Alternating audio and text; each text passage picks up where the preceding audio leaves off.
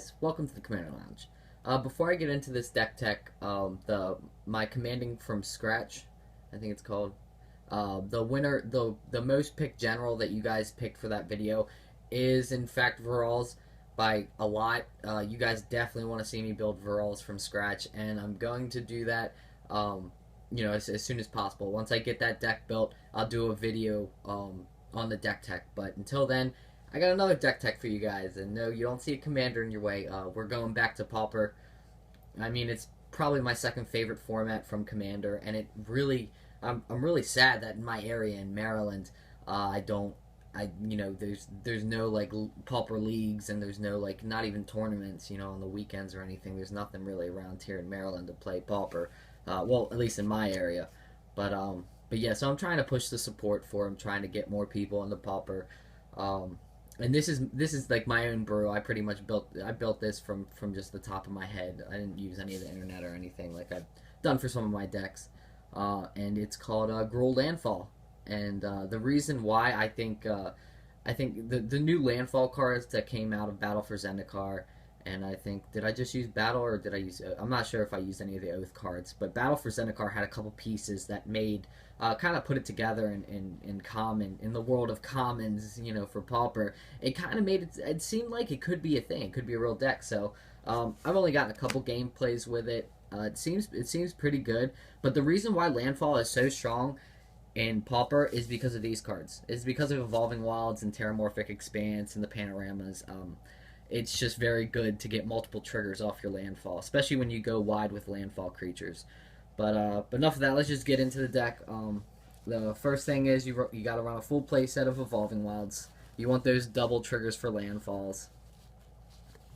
Next, Terramorphic Expanse. I just run 2 of those because I run Panoramas also. Because I run the 2 Jund Panoramas. The reason why I like running the Jund Panoramas instead of a full set of Terramorphics is that you don't want to be too slow. Like you want to be able to tap for mana on turn 3 and stuff. In the beginning, it's fine to waste an Evolving Wilds or Terramorphic Expanse just to make sure you're fixed in both colors. But then these cards allow you just to wait until you kind of either go wide with it or you have to use landfall defensively, and that's why I like the panoramas in here. So I run 2 Jund Panoramas, and then we run 1, 2, 3, 4, 5, 6, 6 forest, and 1, 2, 3, 4, 5, 6, and 6 mountains. So we go 6 forests, 6 mountains. Elvish Mystic. I don't have any aggressive landfall creatures, and Elvish. I really wish Birds of Paradise was common, but that will never happen. Elvish Mystic is fine here. I really like it. Not only does it because with landfall you have a kind of ramp theme going on, so you either want to come out aggressive with landfall creatures, or you want to ramp into like your bigger pieces like Hooting Mandrills or your other big landfall, which is a Spore Mound.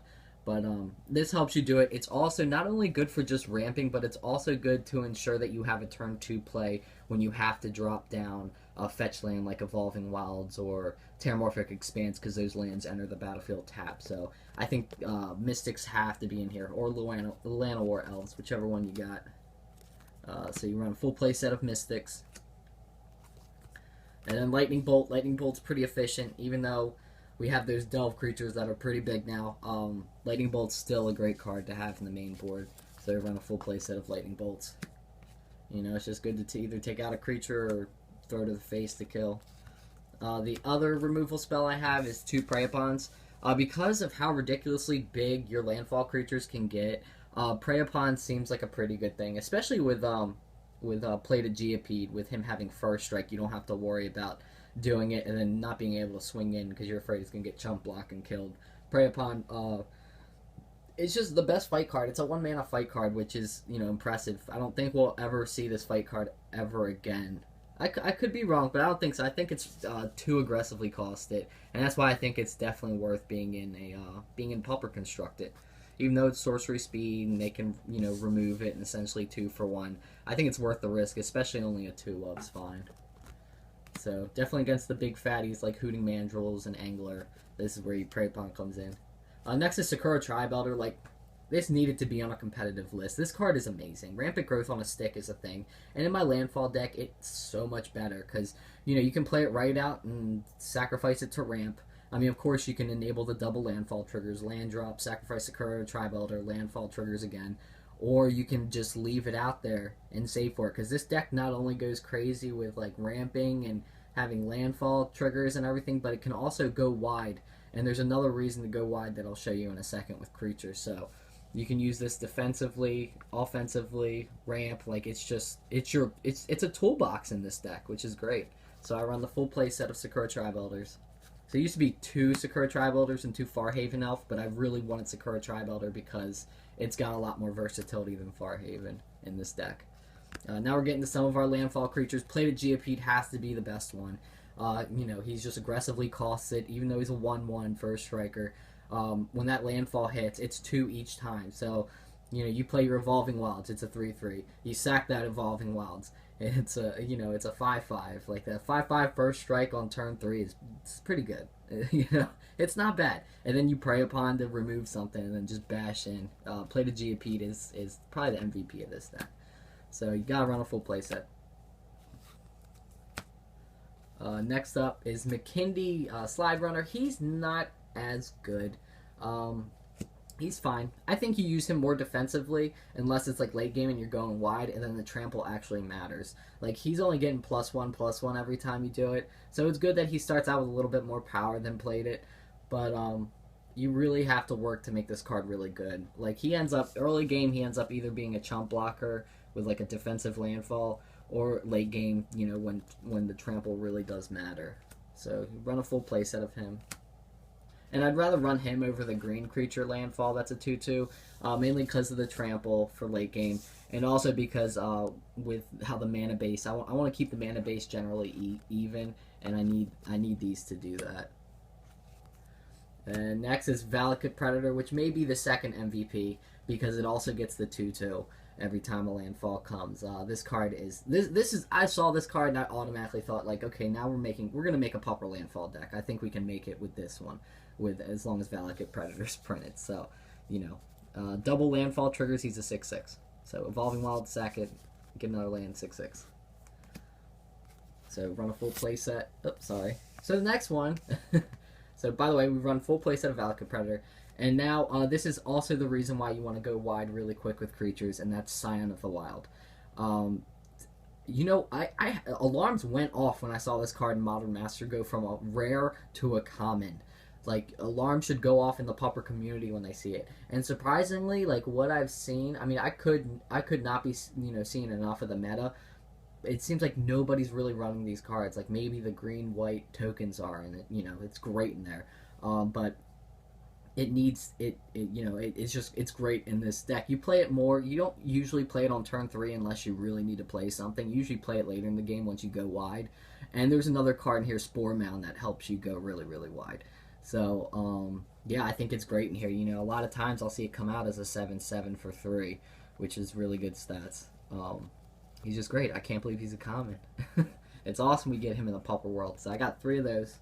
3 Scions of the Wilds, because we don't want 4. We don't want to see him too soon. And then we have Search for Tomorrow, which is our ramp. This is really good.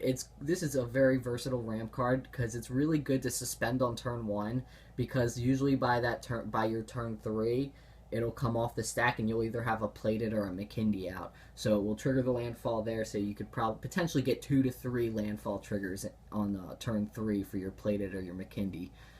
Or you could just, late game, trigger all your landfalls just by hard casting it and just getting a land right out there. So I run 2 of those.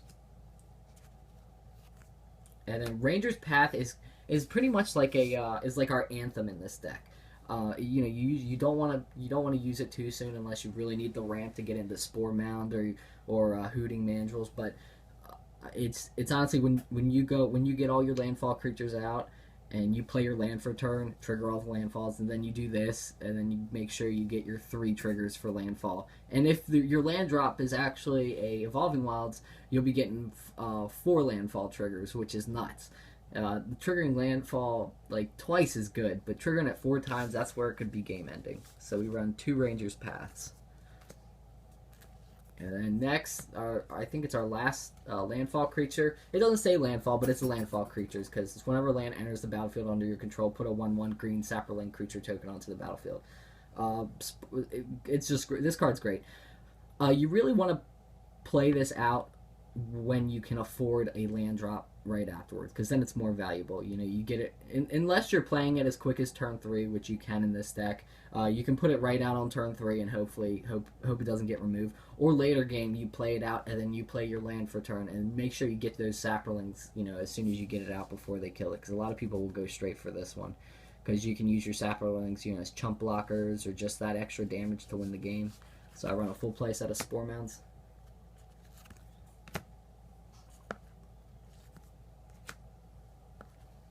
And then the last card in the main deck is Hooting Mandrills. This card is essentially Tarmogoyf for Pauper, in my eyes, because it's just so good, and so many decks abuse the heck out of it to get him out as early as possible. And yes, that's also another good reason why I'm running Evolving Wilds and Terramorphic, like fetch lands. The fetch lands help fuel Hooting Mandrills to come out.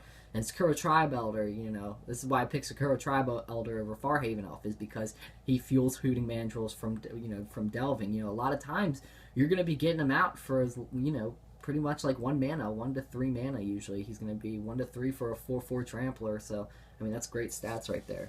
So I don't run a full play set of him, though. I run 3 of him. So, yeah.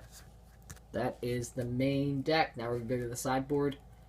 The sideboard probably is going to look familiar to some. Power Blast just has to be in against, it's your counter spell in red, and it also kills Delver, so it has to be in here. And then we got Electrickery against the really aggressive decks, Goblins, Elves, Tokens. You know, you want Electrickery for that, so we run 3 of those.